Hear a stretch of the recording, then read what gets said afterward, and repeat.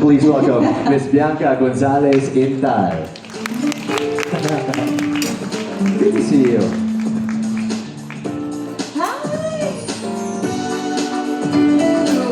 You know, they also have a podcast. Exactly. Yes, exactly. A great podcast to listen to. And now to introduce the panelists for tonight's discussion, we have the CEO and co-founder of Evident, an organization that blends grassroots community experience with strategic communications, focusing on empathy and purpose-driven solutions. Her NGO background with the Conrado and Ladislawa Alcantara Foundation shapes her impact-focused communications approach. Please welcome on stage Miss Cecile Dominguez Yuhiko.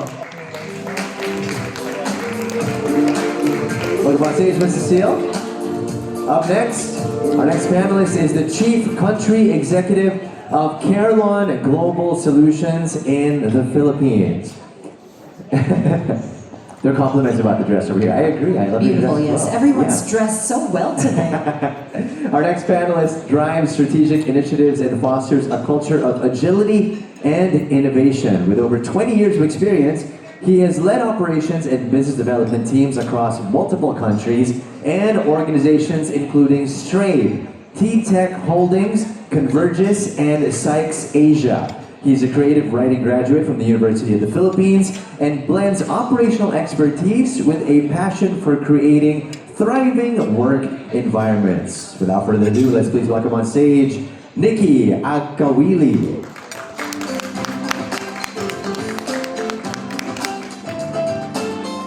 Our next panelist is the Senior Vice President of Operations at PSG Global Solutions. She's driven the company's growth from 20 to over 4,500 employees. Awarded the PMAP Exemplar Award in 2017. She is also president of Find Human Resources, leading initiatives in talent acquisition and operational excellence in the BPO sector. Additionally, she founded the Victoria Heartstrong organization, promoting empowerment for underprivileged young women, and co-authored Becoming Sheroes to support these initiatives. Recently, she was appointed president of TALA, bringing together top talent acquisition leaders to share best practices. Let's all give a big round of applause to Miss Monica Maralit.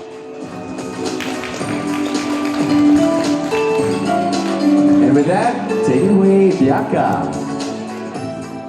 Thank you very much, Justin and Inga. As you can see, we have high chairs. So this will be a quick fire chat talaga. We have an ally and two women to talk about the future of work.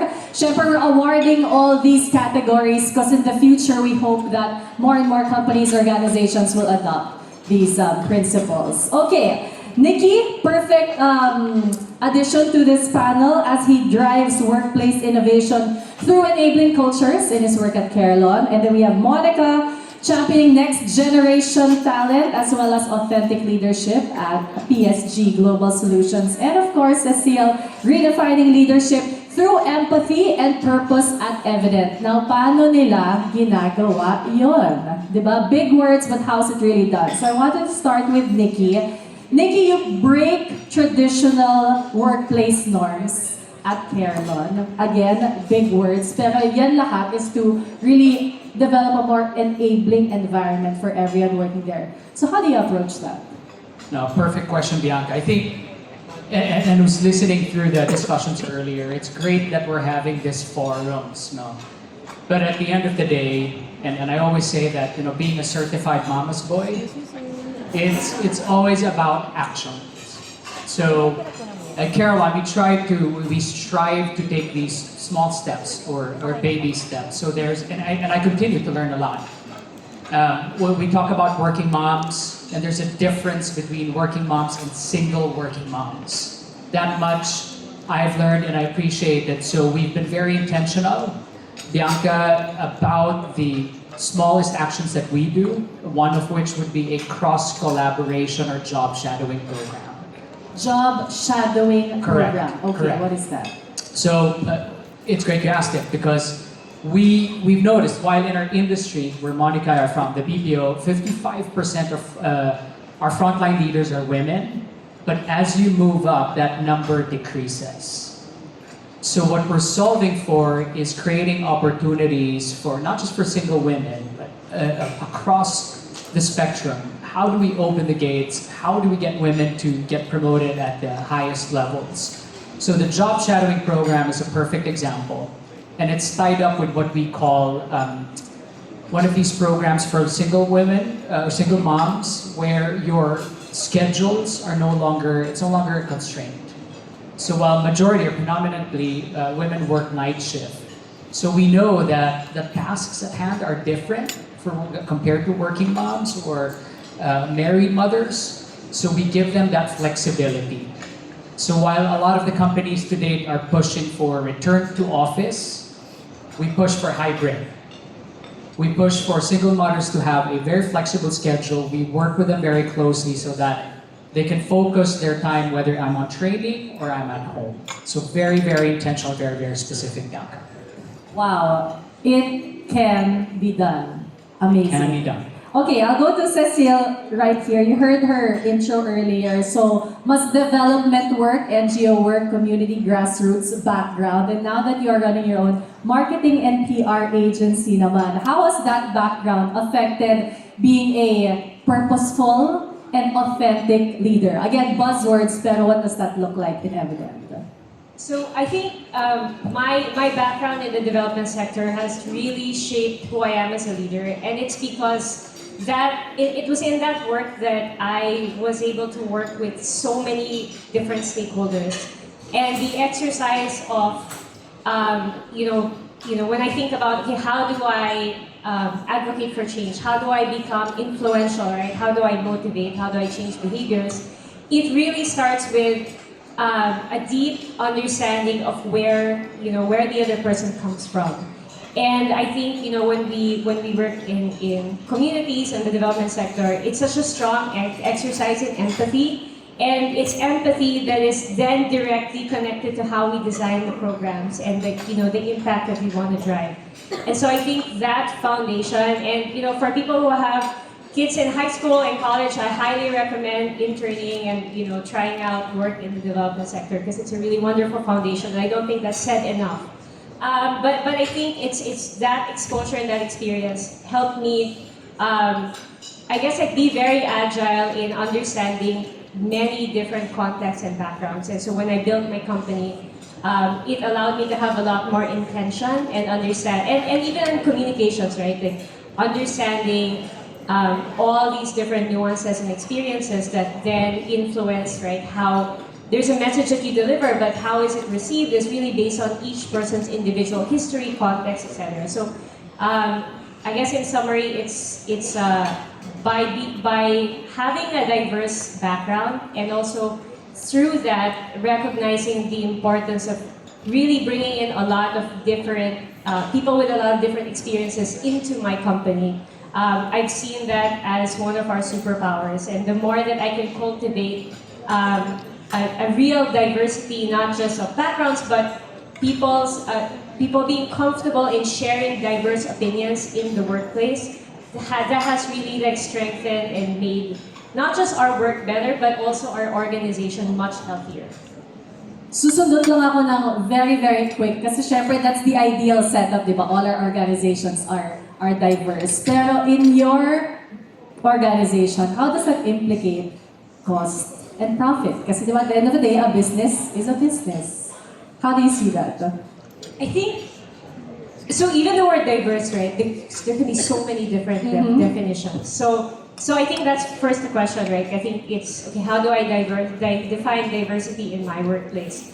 It's experience, but I think it's actually what the lenses and the perspectives people bring to the table.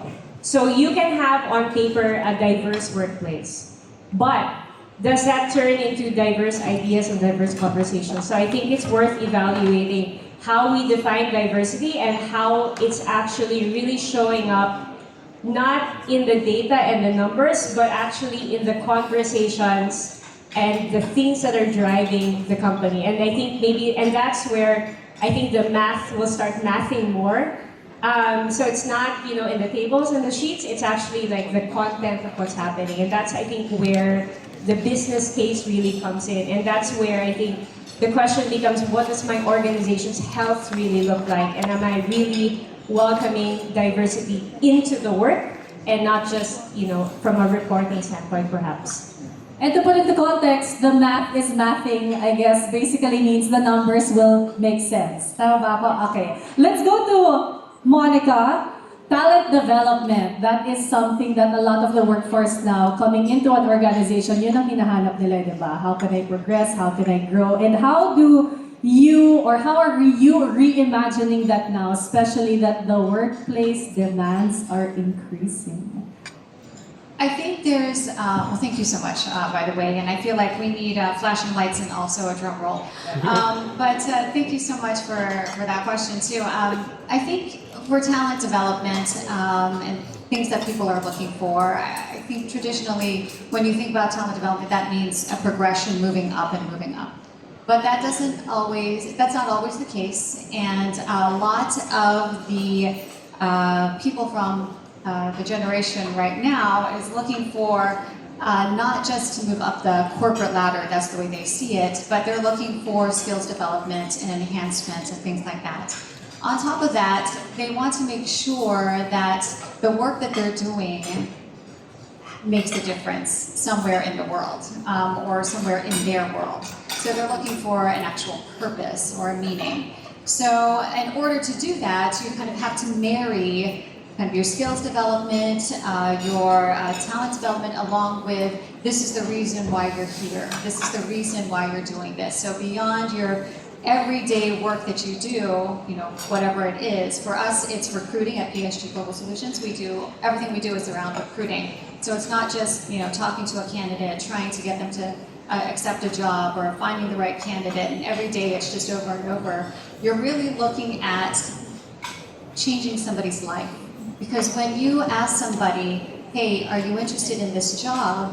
That means taking them from the current job and moving them to another job. That's a very personal decision that they're making.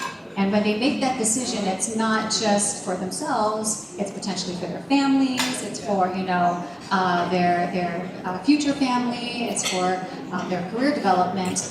And so that's one of the things that we have to realize what we teach our team is really, you're learning something here that's beyond just your skills, but it's also about your purpose and also what you're doing for somebody else. I guess that's also the big difference of the workforce now versus then. It's really about purpose for a lot of them. Just a quick question also, Monica, because I read in your bio that in PSG Global Solutions, it's like the best place to work, a happy place to work. And I guess in a nutshell, how do you keep people working for you happy? It's really hard. No quick hack, but what tip can you give everyone where to start? Okay, where to start? I think everybody thinks it's giving them the right compensation, it's giving them money, but it's not. It goes back to a purpose and a meaning to what they're doing, because that's what people are looking for now. Am I doing something on an everyday basis that actually means something? And it's from there that you kind of grow and kind of develop the different programs and different things that matter to them. I think the other thing that really kind of drove that title was that we continue to work from home. We were a remote-first workplace. That's changing now, though, because of the demands, like you said, that the demands of work are actually changing. And more, a lot of our clients, a lot of our executives are looking to bring them back to the office. And to be fair, I'm of old school, I'll be honest. I'm from Generation X. I have kind of a penchant to also be in the office, to actually interact, to see people. And people right now are like, do I really need that? But it is somewhat needed to be where your teams are. To be a really great leader, you have to have presence, and you have to be where they are. So that's one of the things that you have to keep in mind is, where is it that they are? And that may mean that you change the way you work It might not necessarily mean you ask them to come to the office, but you bring the office to them. And if you ask me a question later about how I'm going to disrupt that, I'm going to answer how we're going to do that. Oh, okay, we're gonna make time for that. But right now, we're gonna go to a lightning round because we promised it's a quick fire chat. We'll start from this side, Cecile, going on to Nikki. Quick answers. What traditional workplace norm you are glad to see is changing? Cecile. Normalize. Now we've normalized taking time off for whatever reason. Oh, okay, Monica. I think going back to a hybrid work, I think that's really good too. That gives us a lot of opportunity for ourselves, not just to take some downtime as well. We don't have to sit in traffic for 2 hours, but also opens up the workforce for us because traditionally we would have worked just within a particular area. Now we can go outside of that and we can tap into talent outside of the area. Right. Nikki. Very quickly, Bianca. So we talked about innovation as well. It's embracing vulnerability. In the past, and we talked about busting silos, breaking those silos, and breaking the stereotypes, that it's okay to be vulnerable, because without vulnerability, there can never be creativity or innovation. So that, we're very proud. Yeah, love the answers. See? Rounds of applause there. Next lightning round question. Your bold prediction for the future of work. I know there can be many answers, but Cecily. Okay, so I'm gonna build off of what Nikki said because that's actually another thing that I think is coming up is the bold prediction is that to be an effective manager or a leader in the future, you have to be very comfortable with emotions, the whole range of emotions, and that is gonna show up everywhere in work and in life, but at work. And so the skill set of being very comfortable across the whole range, I think that's the next big thing. So good. Okay, Monica. I'm going to tap into that too, being part of it, inside out too. Yes, exactly. I think that's absolutely true, and we were taught to leave your emotions at home, and especially for men. They're not supposed to show that they're hurt, they're vulnerable, they're disappointed, none of that, right? But I think that the more and more that we are open to seeing that as leaders, we're okay to see you cry. Nikki, it's okay if you cry. That's all right. I think that it also will strengthen us as leaders. Interestingly, Bianca, for everyone here, we talked about AI. There's just so much hype, so much fear. There's this Harvard research, I forgot the exact name, but the fearless predictions are by 2046, and because we're in health research, or we're in healthcare, Care on Global Solutions, we're going to see shorter work weeks because of automation. There's going to be much more time spent in leisure. By 2050, there's going to be, and I'm very optimistic, so I'd like to think that there's going to be longevity, just because of where we're in, again, healthcare, health research is going to provide you just better quality of life. So those are just my hopeful and fearless predictions.